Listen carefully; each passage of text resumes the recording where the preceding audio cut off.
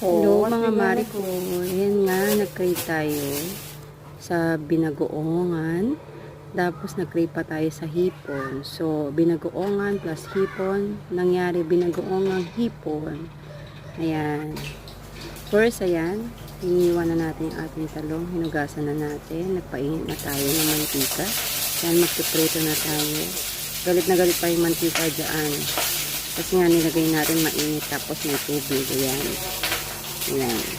Ayan, meron pang pa-extra dyan si Maricoy. Ayan, puro talamsik ng mantika nangyari sa ating kusina. Ayan, Maricoy, after na magprito ng talong,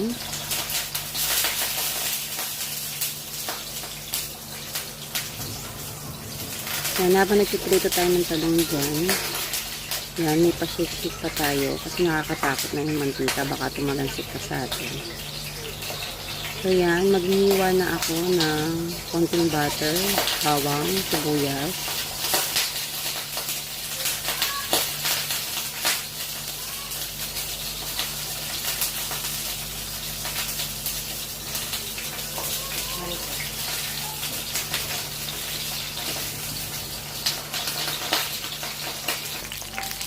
Ayan, fast forward na natin. Ayan.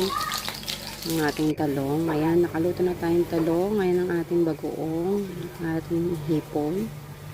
So, start na tayo. So, hindi nyo na nakita yung butter. Una ko nilagay yung butter. Hinayaan ko nung malusaw.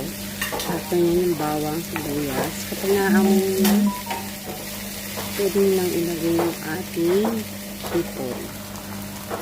Bagoong pala. Yan. Isayin muna natin yung bagoong na mabuti hanggang magmantika-mantika na siya. Yan. Gumamantika na yung ating bagoong. Pwede na natin ilagay. Isunod yung ating nilinis na hipon.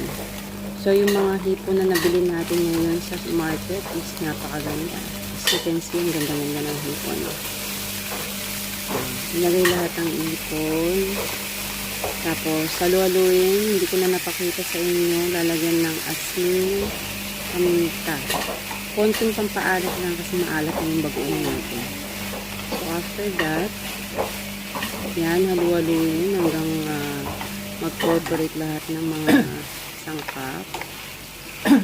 So, pagkatapos yan, lalagay na natin yung mga tira-tira natin. Meron tayong tirang bangus.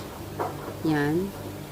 Tsaka hindi ko na napakita yung pechay na tira, nilagang pechay. So, nilagay ko lahat yan dyan. Sayang din naman, makakain din naman. So, ayan na yung ating bangus, pechay. Ayan na ang ating finished product. Where's your iPad? Kain tayo.